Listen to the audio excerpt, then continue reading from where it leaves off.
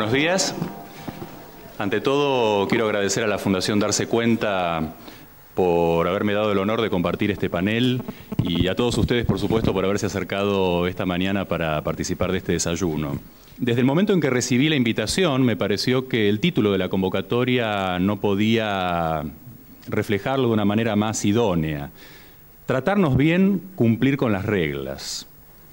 En cualquier sociedad plural y compleja, cumplir con las reglas es la principal vía que tenemos a nuestro alcance para tratarnos bien.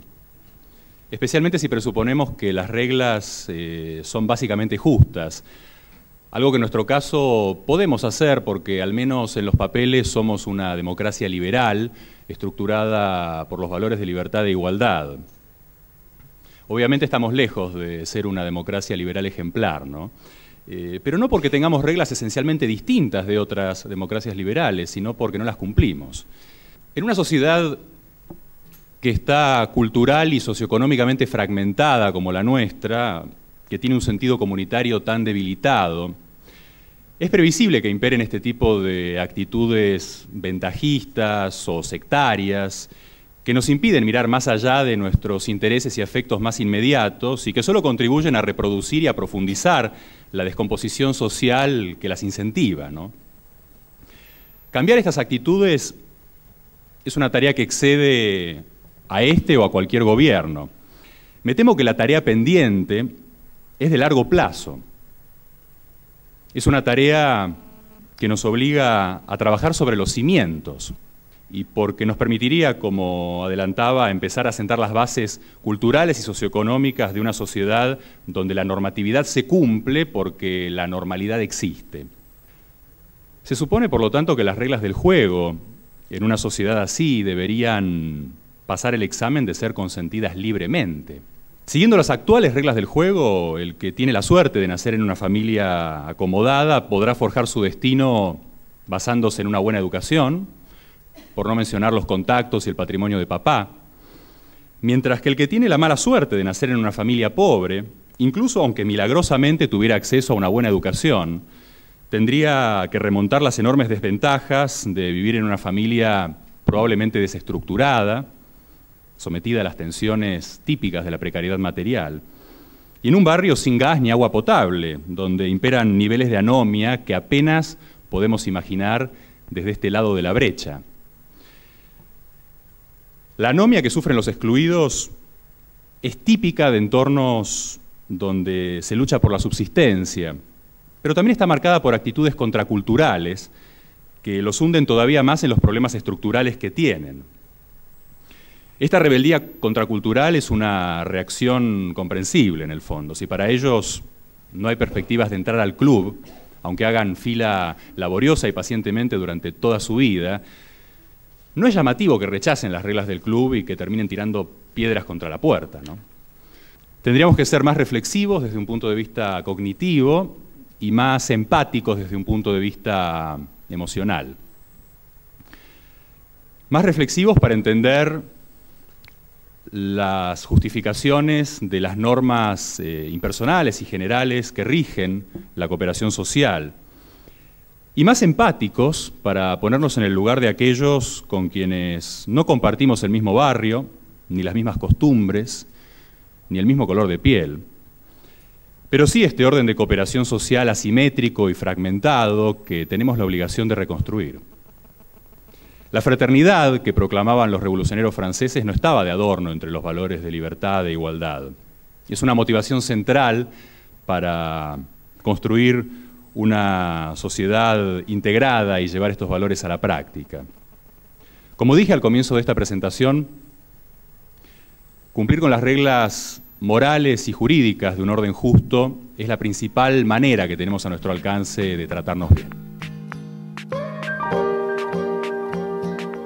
La pregunta que une el puente entre la cuestión de las reglas y la del tratarse bien tiene que ver con un estilo del diálogo, con unas reglas de juego que estamos viviendo en donde se lo llama antagonismo, polarización, crispación, como se lo llame según el medio de comunicación, confrontación, batalla popular, como se lo quiera describir, pero que me parece que por detrás tiene dos conceptos complementarios, que son el de la impostura y el de la amenaza.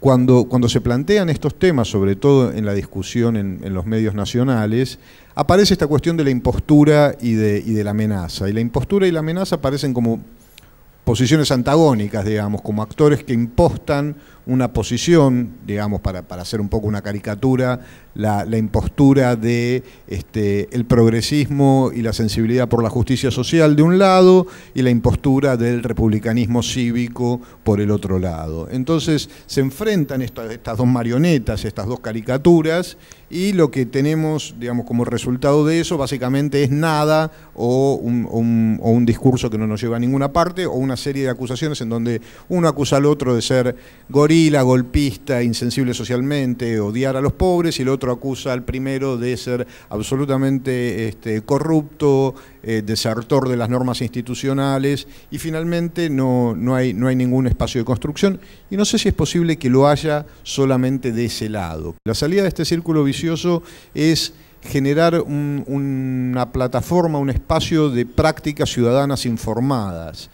Estas prácticas ciudadanas informadas a lo que debería entender justamente es a salir de esta obra de marionetas, de esta obra de títeres entre el homúnculo progresista y justo y el homúnculo republicano y cívico, y empezar a hablar con información y hacernos preguntas en base a información y a actuar en base a esa información. Es una pelea que vale la pena en todos sus aspectos, desde los aspectos más macro, como tener algún día una ley de acceso a la información que obligue a los funcionarios a dar información, a los aspectos más micro, que son pedir información sobre políticas públicas específicas que afectan a grupos específicos, ya sea industriales, ya sea sociales, y con esa información hacernos las preguntas correctas y dejar de presuponer posiciones o prejuicios ideológicos, sino simplemente decir qué es lo que está pasando. La información a disposición de los ciudadanos es la vía para abrir un espacio distinto. Esto no quiere decir que sea sencillo.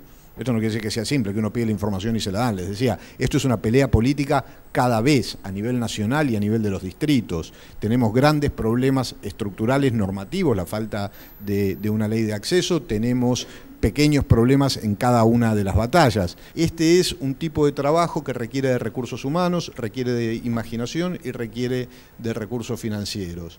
La cooperación internacional hasta ahora ha sido la principal fuente de uso, de apoyo de este tipo de iniciativas. Hoy lo que necesitamos son ciudadanos que estén dispuestos a construir sus propias herramientas, y si no las pueden construir, a financiarlas. Porque esto es, digamos, como se decía en mi adolescencia, es una filosofía muy punk, es hágalo en su casa.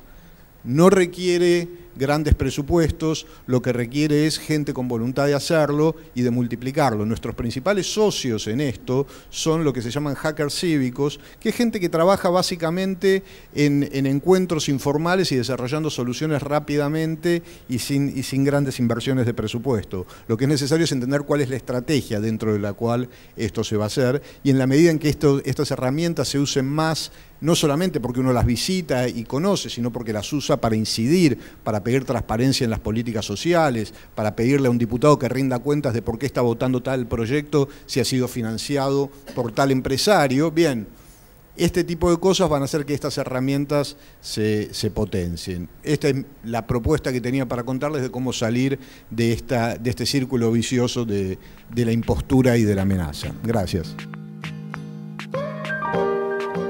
Voy a hablar nada más que de las normas. Fíjense que hay una cosa que es tratarnos bien, cumplir con las reglas, y yo le invierto. Si cumplimos con las reglas, también nos tratamos bien. Es una manera de tratarnos bien.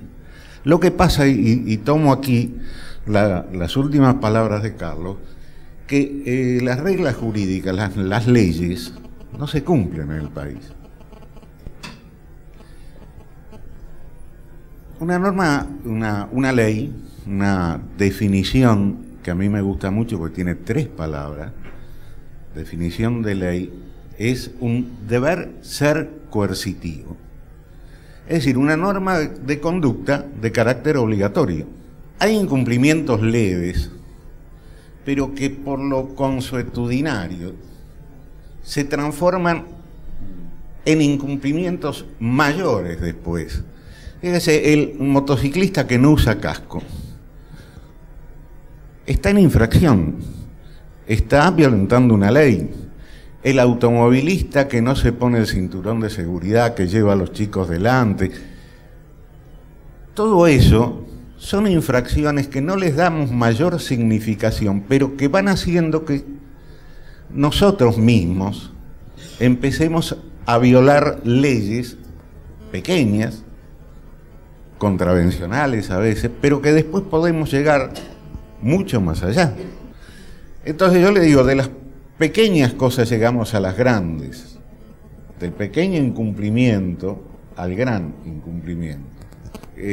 Nosotros hemos visto hace poco, y discúlpenme porque yo soy provinciano, pero siempre adoré Buenos Aires. Ahora estoy aporteñado, pero... y entonces sufro lo que sufren todos los habitantes de Buenos Aires, que a lo mejor en las provincias no se nota tanto. Que son los cortes de calle, por ejemplo.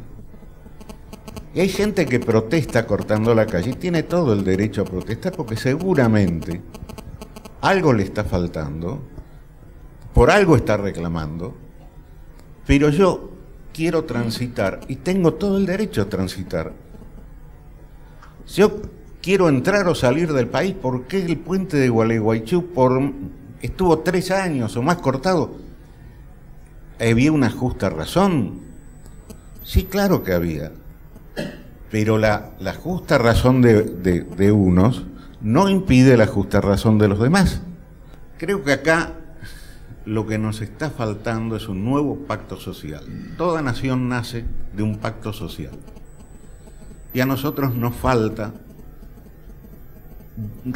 refundar el país.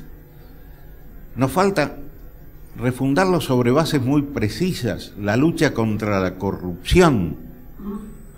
¿Alguien conoce algún condenado por corrupción en un país de un nivel de corrupción extraordinario? No hay nadie.